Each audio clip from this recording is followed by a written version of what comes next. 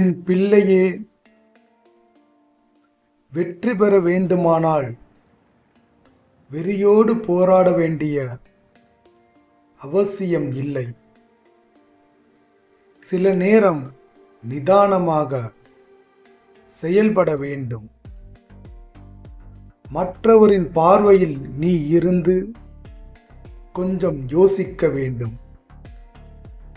அப்போதுதான் உன்னுடைய நகர்வில் நீ தவறின்றி உணர்ச்சி வசப்படாமல் செயல்பட முடியும்.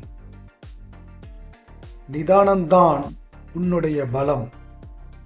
உன்னை உணர்ச்சி வசப்பட செய்யும் எந்த நிகழ்வும் உனக்கானது இல்லை என்பதை புரிந்து கொள்.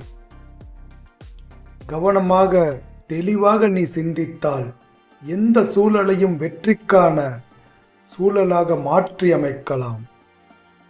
மனம் அமைதியாகிவிட்டதா? இப்போது உன்னுடைய நகர்வு வெற்றி தரும் நகர்வா